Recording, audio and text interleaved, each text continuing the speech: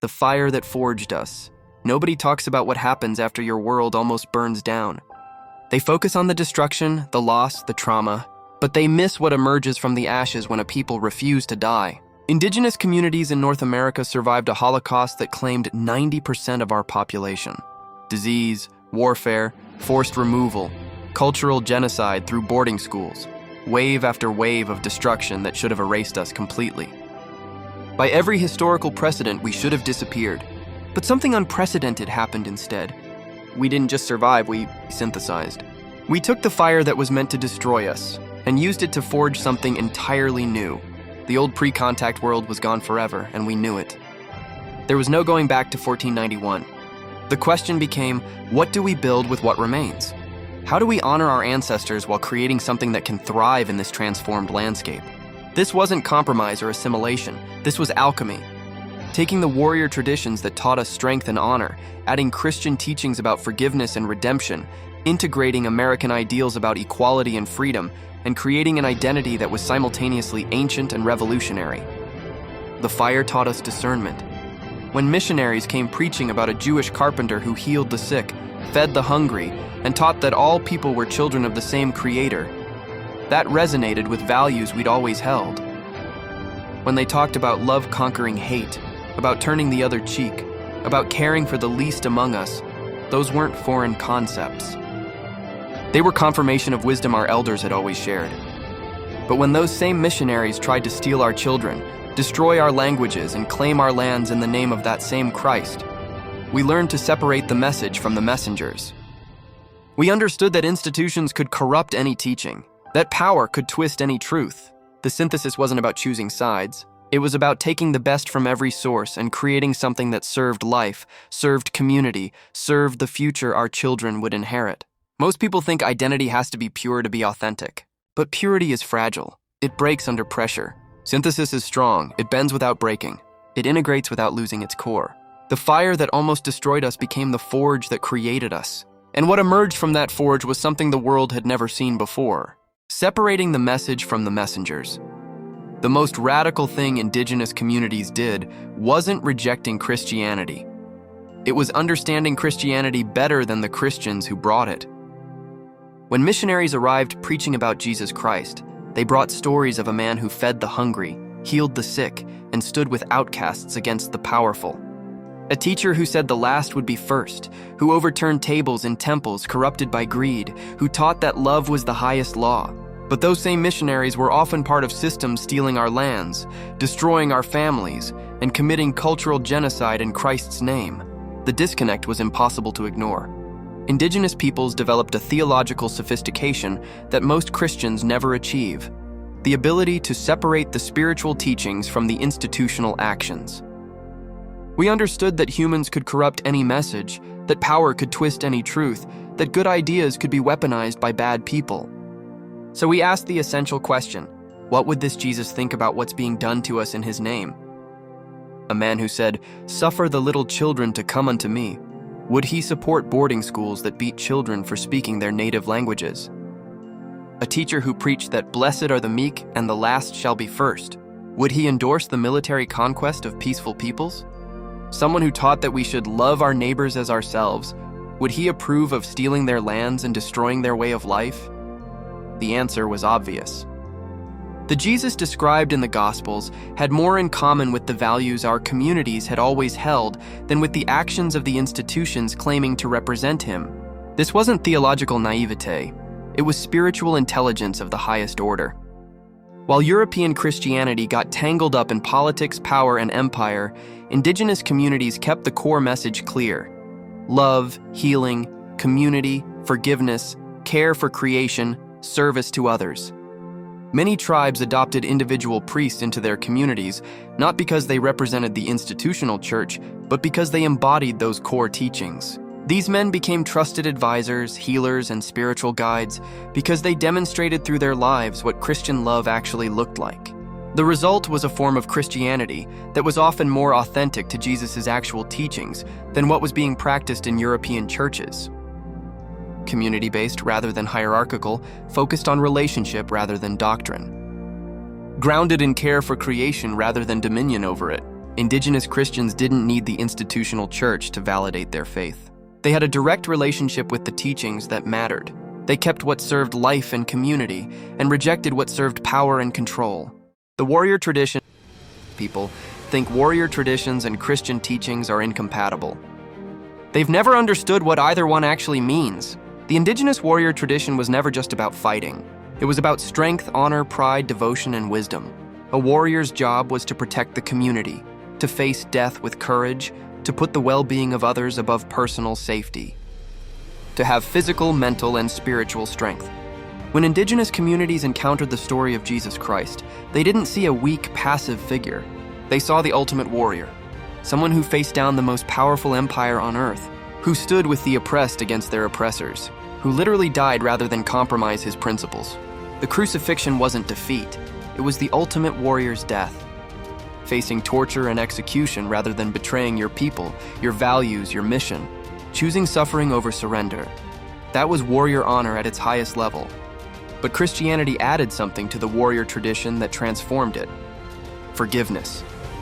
Not the weakness that people mistake for forgiveness, but the strength to break cycles of revenge.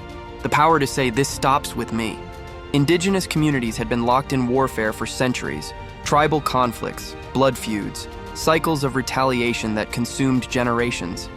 The Christian teaching about forgiveness offered a way out, not through weakness, but through a different kind of strength.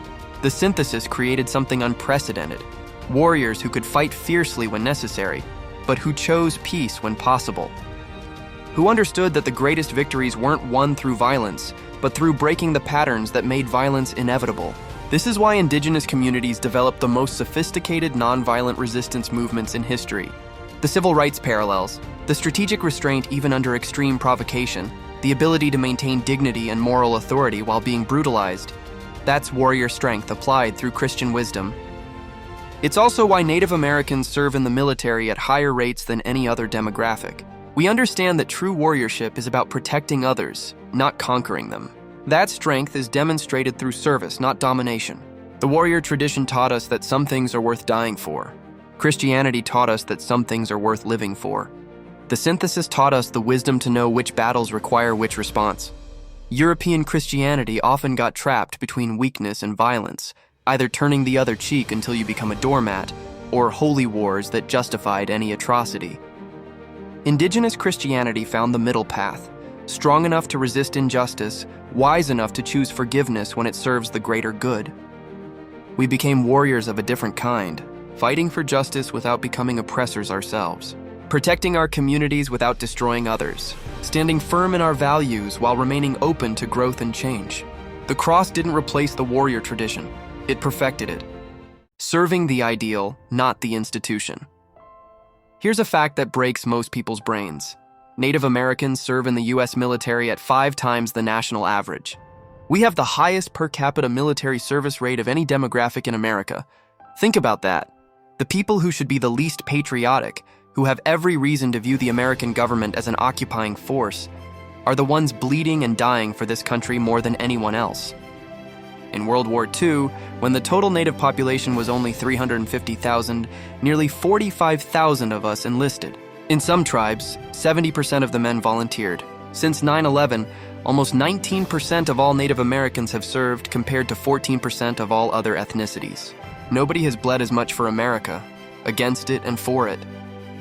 This isn't blind patriotism or Stockholm Syndrome. It's something much more sophisticated. The ability to serve an ideal while holding the institution accountable for living up to that ideal. When we heard all men are created equal, we didn't hear empty words. We heard a promise. A vision of what America could become if it actually meant what it said. That's worth fighting for, even when, especially when, the country hasn't lived up to it yet. We understood that the best way to hold America accountable to its founding principles was to serve those principles ourselves. To demonstrate through our sacrifice that we believed in the idea of America, even when America didn't believe in us. It's the same discernment we applied to Christianity. We could separate the spiritual teachings from the institutional failures. We could serve the Constitution while challenging the government. We could be patriots while demanding justice. Our military service became a form of moral pressure. How do you maintain the myth of American exceptionalism when the people you've oppressed the most are the ones most willing to die for American ideals? How do you claim this country belongs to real Americans when Native Americans, the most American of all Americans, are serving at rates that shame everyone else? Every time a Native soldier comes home with a Purple Heart or a Bronze Star, it's a reminder that we've earned our place at this table through blood. That our criticism of America comes from love, not hatred. That we're holding the country to standards we've paid for with our lives. The warrior tradition merged with Christian forgiveness and American idealism to create something powerful. The ability to serve a higher vision while remaining grounded in reality. To fight for what the country could be while acknowledging what it has been. We don't serve America because it's perfect. We serve it because the ideals it claims to represent, equality, justice, freedom, are worth the sacrifice. And because our service forces the country to either live up to those ideals or face the hypocrisy of being defended by the people it has wronged. That's not naivete, that's strategy. That's the long game.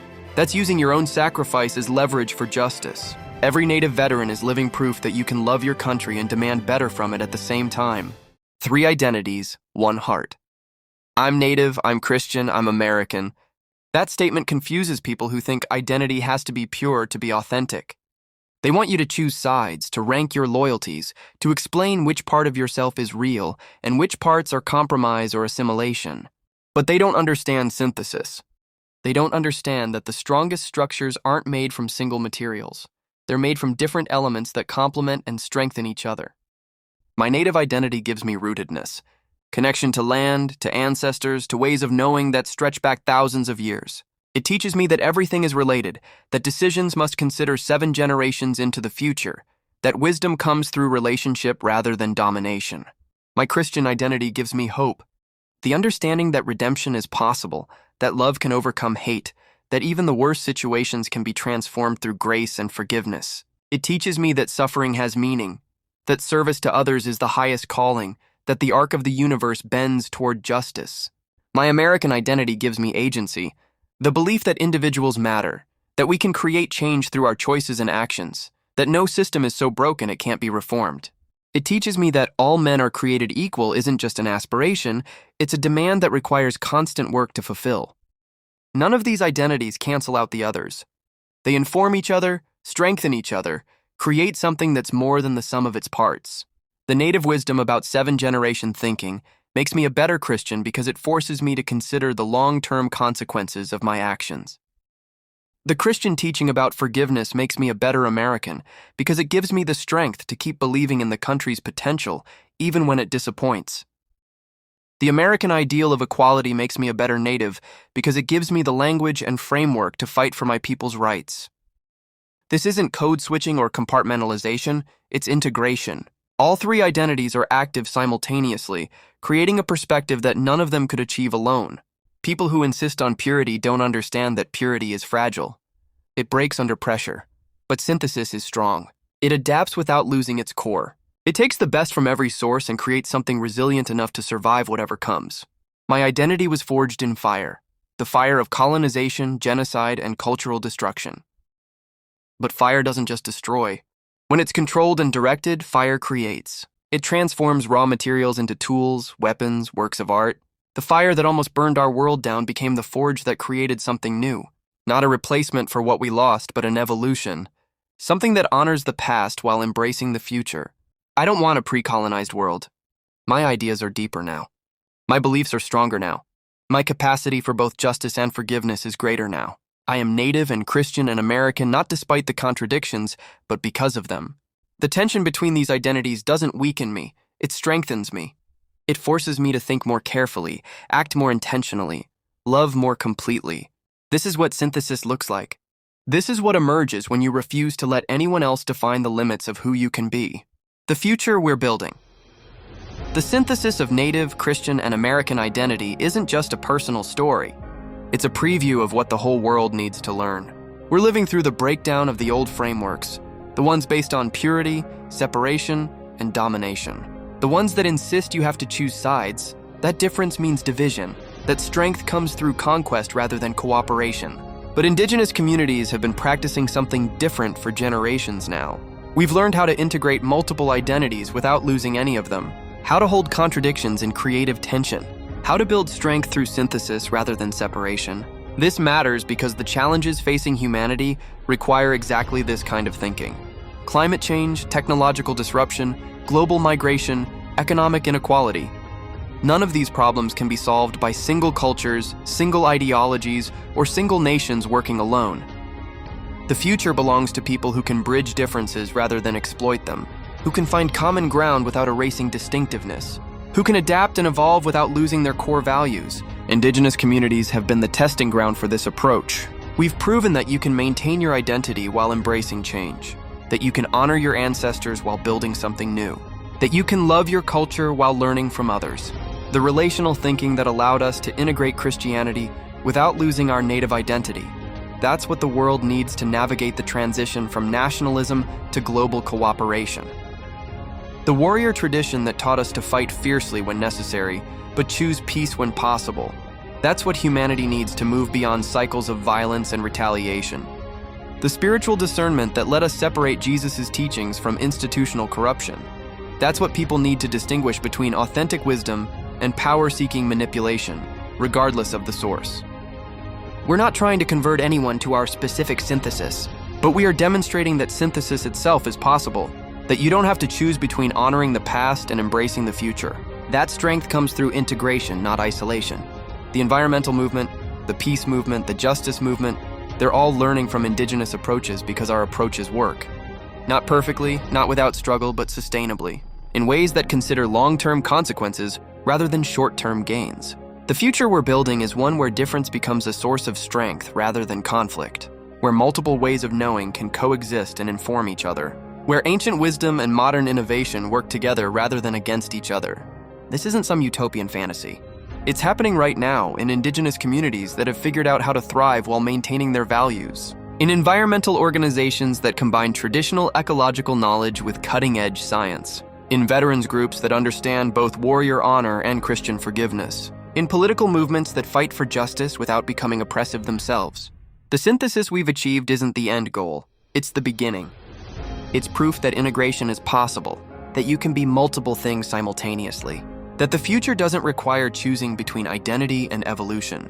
We've spent centuries learning how to be ourselves in a world that wanted us to disappear. Now we're teaching that world how to be itself while embracing necessary change. The fire that forged us is still burning, and what's emerging from that fire isn't just survival, it's transformation. Not just for us, but for everyone willing to learn. Thank you for watching. Please like and subscribe for more. Share to help the channel grow.